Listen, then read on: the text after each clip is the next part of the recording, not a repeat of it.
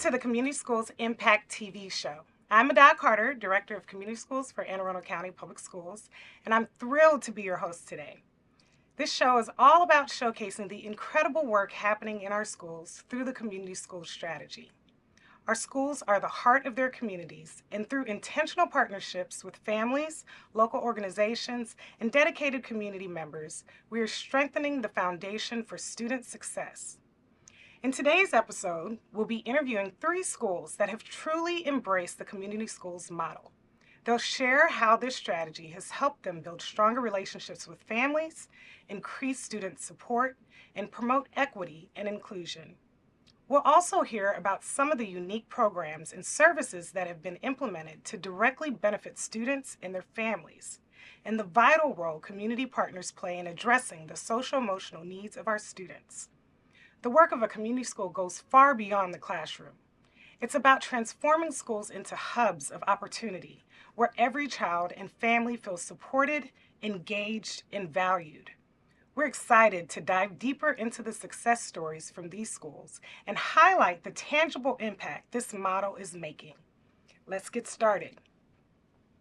Our first school today is Mead Middle School, a vibrant learning community led by Principal Carla Steinbach. Mead Middle has embraced the community school strategy to strengthen ties between students, families, and the local community.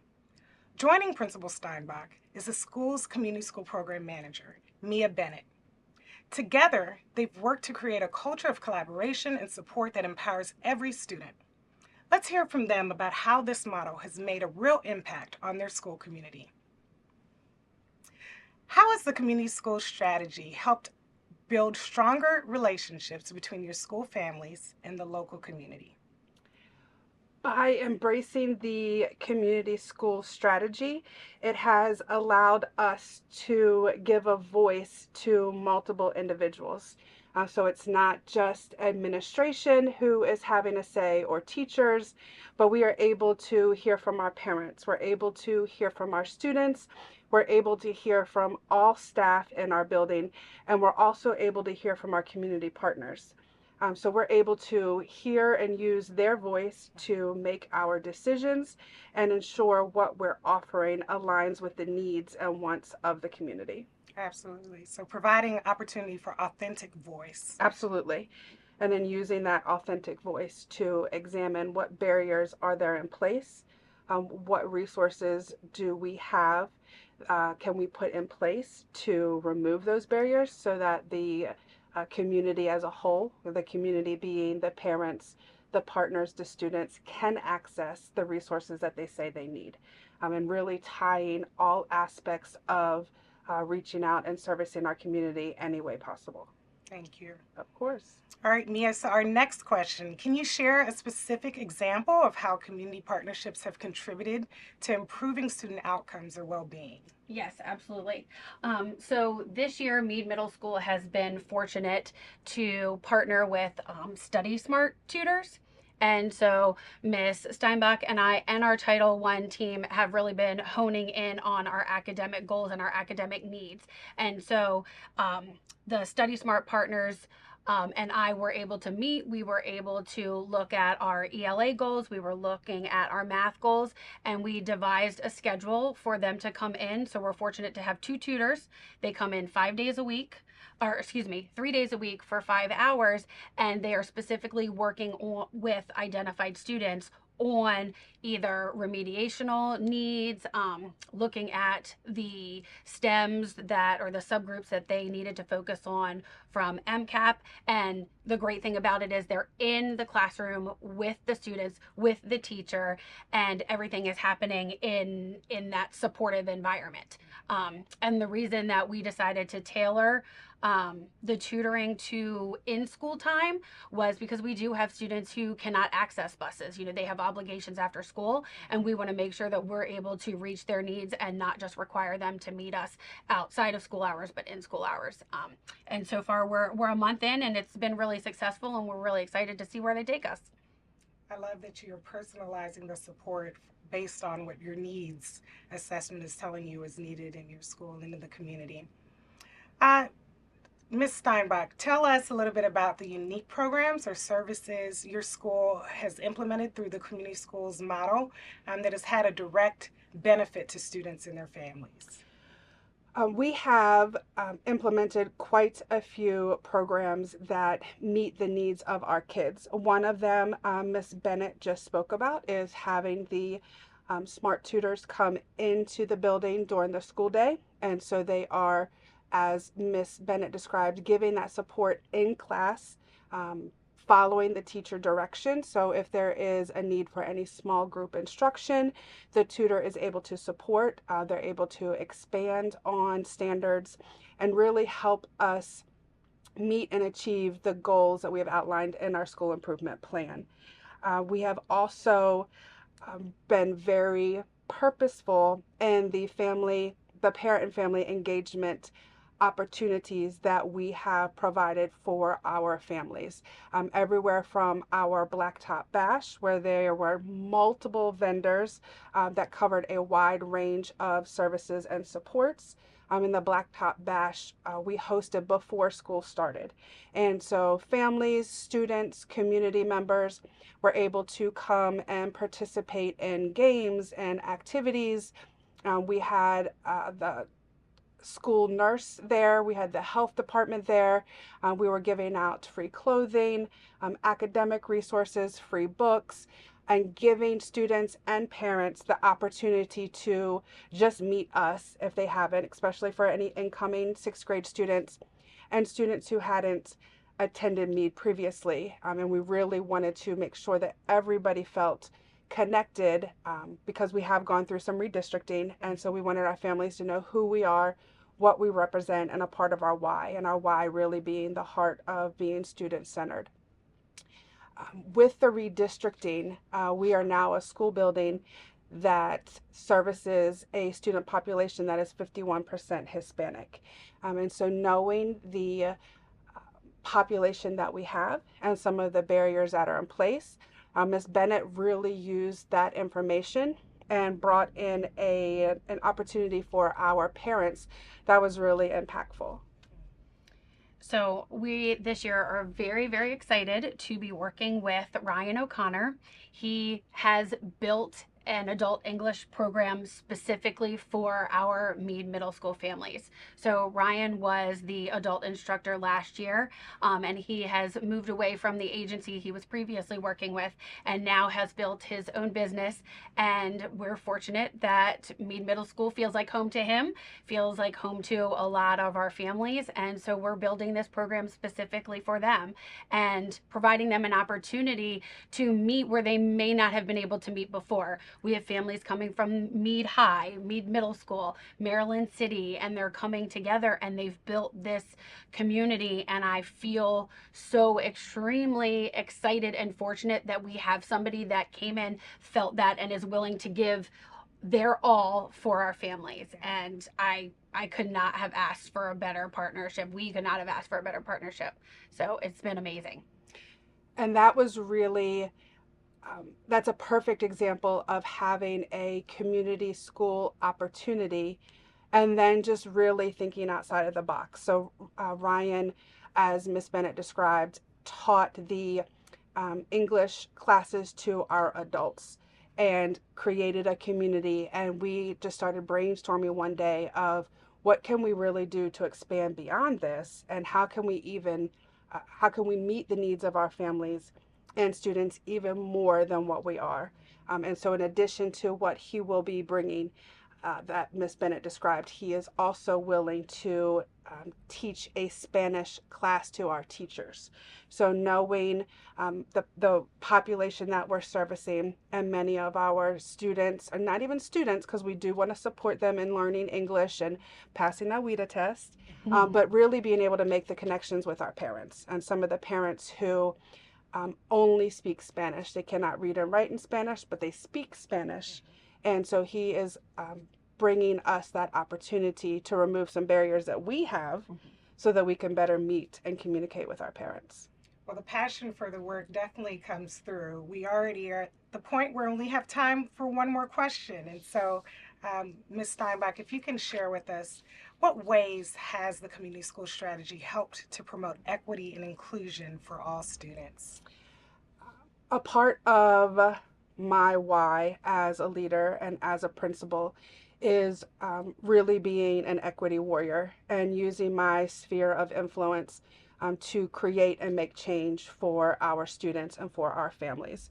And so, by being a community school and being able to use and implement the community school strategy, um, we have been afforded opportunities and resources to truly get to know what the barriers are for our families, to create relationships with our families, with our students, listen to the voice and the opinions that they're sharing, and then put that into action. What is it that they need? They want to be at Meade Middle, they want to attend events, but transportation is a concern. So we can use some of the community school funding and resources to tie transportation into our budget.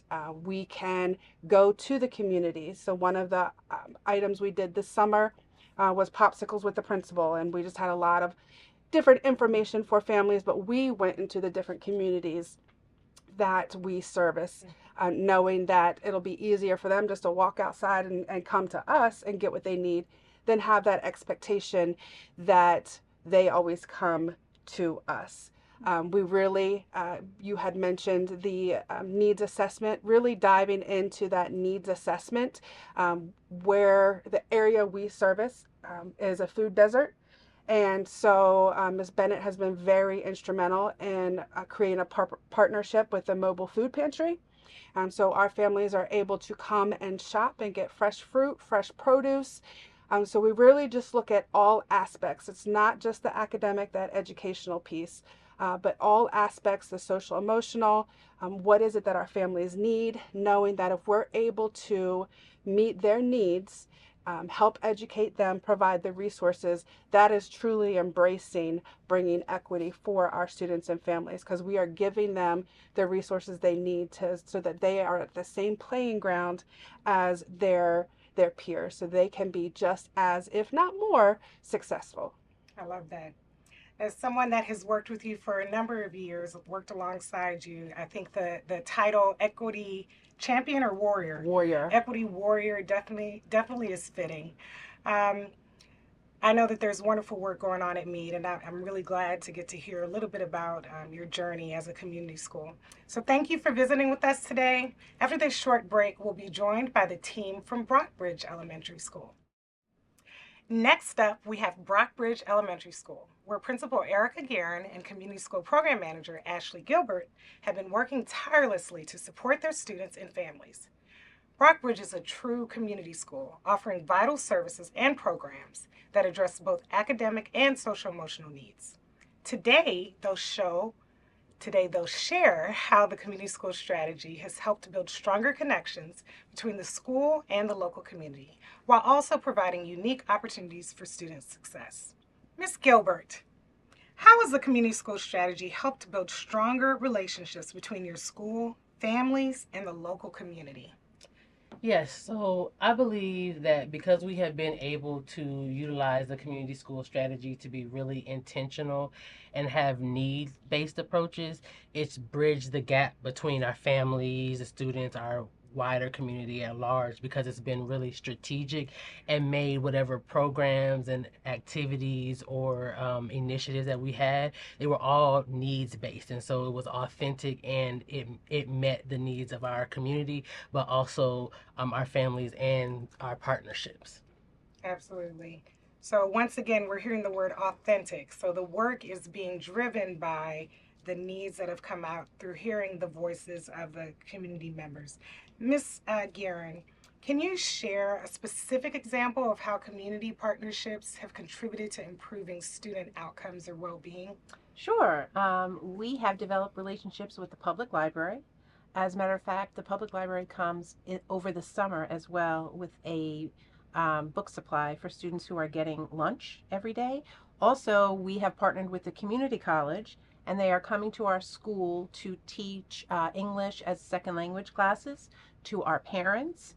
Uh, as long as we are working together. Ashley and I have also worked with local food pantries. We have a delivery food pantry service on Thursdays. Miss Gilbert also just Friday had extra 40 bags of food, brought it out from our community, and I think it was gone in about 5 minutes, Yeah. right? So the food pantry school supplies we'll see at our sneak a peek. We gave out, oh, I don't even know, Ashley, how many bags and bags. Hundreds we did. Yeah, probably hundreds. Backpacks, school supplies, books, composition books, anything also that was needed for our new CKLA literacy curriculum. Very good. So leveling the playing field. Exactly. Right, giving the students what they need. Yeah.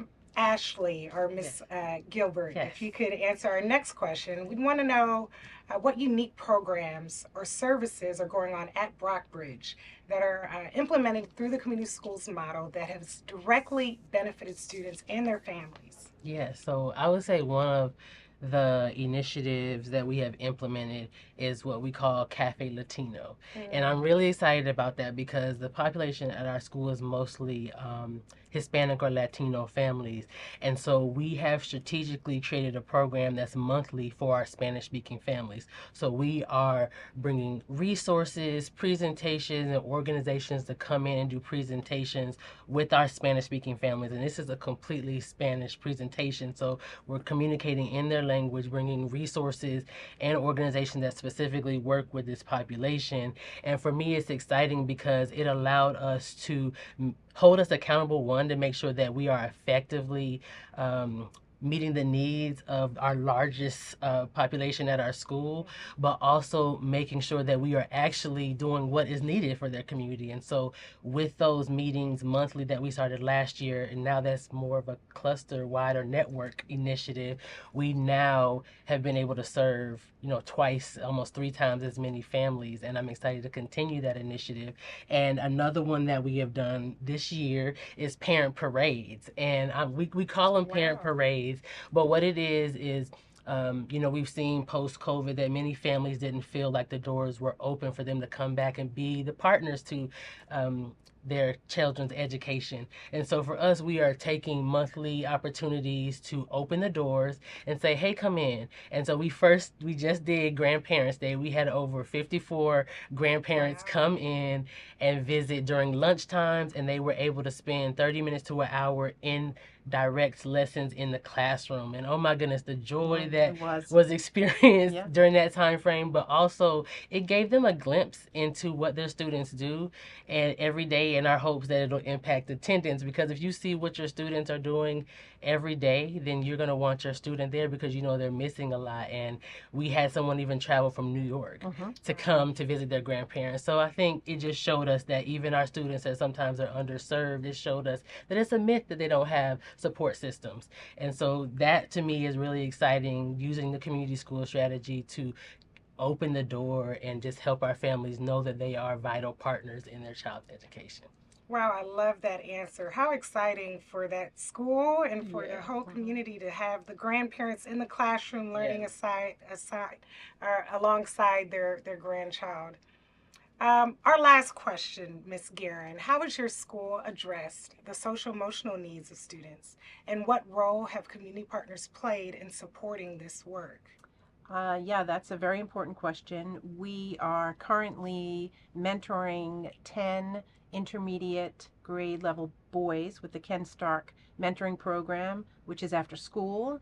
And we have usual perfect attendance because the boys love that one-on-one attention with a high school student that looks like them. And also they love Ken. He also over the summer came in and did a basketball camp for our boys and girls also. Anne Arundel Community College is offering parenting classes, just ways to manage what our children are facing, the stressors and the anxiety. And it's just us continually trying to combat generational trauma and be proactive rather than reactive. And for instance, this Friday, we're having how many families? Over 100 families come in for just a bingo night, just to be together as a family in their students' place of learning, inviting their grandparents as well and their caregivers. This is probably some of the most important work that we do. I love that. So Brockbridge is really authentically making themselves a hub in the community. Thank you for visiting with us today. After this short break, we'll be joined by the team from Tyler Heights Elementary School. Our final school today is Tyler Heights Elementary School, a pioneer in the Community Schools Initiative in Anne Arundel County, known lovingly as an Alpha School, as they were part of the first cohort of schools to adopt this model. Under the leadership of Principal Julia Walsh and Community School Program Manager Sarah Daniels Larson, Tyler Heights has been doing this important work in our district the longest, and you can truly see the maturity and depth in their programming. They have developed a wide range of programs and partnerships, ensuring that all students and families feel supported. Today, they'll share how their extensive experience with the community school strategy has transformed the school into a hub of opportunity, inclusion, and student success. So I'll start with Ms. Walsh. How has the community school strategy helped to build stronger relationships between your school, families, and the local community? So many ways. But I think ultimately what we've seen over, this is now our 6th year of being a community school, is that our families, because of the supports we were able to help put in place for our school and our community, our families are better able to meet the needs of their children, our students, because our school is better meeting the needs of the families, and our partners are better meeting the needs of our school. So it's like an alignment of a vision. So the vision of the community school strategy is very clear to students, parents, our school staff, and to the community partners. And so I think everybody's kind of working in that synergy to help get the students ultimately where they need to be. But I think our parents are able to better serve their students as students, right? Not just as their children, but students in the educational setting, because we're better able to work with the parents and the community is working with us. I think it also helps us in our duplication of services. We want to make sure that we are not duplicating all of the services that we have, and whether it's community services or school services, and really making sure that our work is really aligned and focused throughout our community to best meet the needs of the kids. Coordination and alignment. I love that. So that the work that is going on is actually meeting the needs and is the most effective and impactful. Yeah, it's synergy, right? Yeah. Everybody working and rowing in the same direction. Absolutely. Yeah. All right, so Ms. Daniels Larson, can you tell us a bit about, well, a specific example of how community partnerships have contributed to improving student outcomes or well-being? Absolutely. I can think a number of ways, but probably the greatest impact has been in our offering for after-school enrichment. We're just in the first marking period of the school year, but we offer over 27 clubs for students Monday through Friday. That's 435 hours of enrichment provided to our students and our families.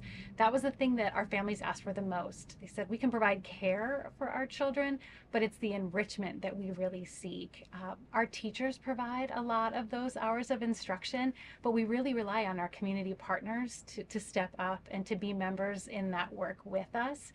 So without the folks from Maryland Hall, for example, Maryland's Annapolis Maritime Museum being there for us, we wouldn't be able to offer this kind of enrichment for our students and their families. Wow, that's a lot of opportunity being made available to the students in your school. So that's amazing. Okay, so let's keep going. How has your school addressed the social emotional needs of students? And what role have community partners played in supporting that work? Absolutely. So we're going to highlight two areas in particular. One is our work through with Maria Winters. She's a licensed clinical therapist here in the city of Annapolis. She provides quarterly opportunities for families to come together and talk about the mental health issues that are facing them and their children, and to help break down any stigma that might still exist around seeking out those additional resources. She also provides 2 6-week sessions for small groups of parents to come together and to work on those issues, which has been phenomenal. And this year, we're really excited to partner with her to connect families with a therapist in Guatemala who's specializing in autism. We've seen a huge surge in diagnosis of children with autism in our community, in particular in our Hispanic community at Tyler Heights. And to find specialized resources on our own, we just couldn't do that without people like Maria Winters being in that work with us. We also partner with Joe Hudson from the Annapolis City Police Department, and he really helps us to be that bridge between things that are happening in the community and ways that we can support families, but also being a part of the work with us in our schoolhouse. And finally, staffing. Through concentration of poverty, we've been able to significantly increase the number of staff members who are in that work with us in the schoolhouse. Sounds amazing. It sounds like the partnerships are very intentional and very supportive, and it's just great hearing how many of them are happening with community partners. All right, so Ms. Walsh, if you can share with us with our last question, in what ways has the community school strategy helped to promote equity and inclusion for all students? In many ways, I think this strategy is designed for exactly that. As Sarah was mentioning, staffing, we do that very intentionally at Tyler Heights, and we have positions like our bilingual specialists in place because she supports our monolingual service providers. With 93% of our students coming from Spanish-speaking homes, we want to make sure that all of our students have equity and access to all of our supports, such as mental health support. And what we were finding is our clinical social workers, psychologists, and counselors were monolingual service providers, and then therefore our students couldn't access those supports. So our bilingual specialist definitely helps with that, as well as our family navigator. That's a new position that we added this year that helps support our families to make sure all families feel a sense of inclusion. So whether it's at our Creciendo Juntos program or our weekly Wellness Wednesdays, all families and students are included. Amazing. So, as I said, Tyler Heights is definitely one of the models for our school district about what a community school strategy can bring to the community. We've really enjoyed this time with them. So thank you to all our schools for sharing these powerful stories. It's inspiring to see how the community school strategy is making a real difference in building connections, fostering student success, and ensuring equity for all. We are so grateful for the partnerships that make this work possible, and we know there is even more work to come as we continue on this journey together. Stay tuned for more stories from across our district, and remember, strong schools build strong communities. Let's continue working hand in hand to ensure that every student, every family, and every community thrives.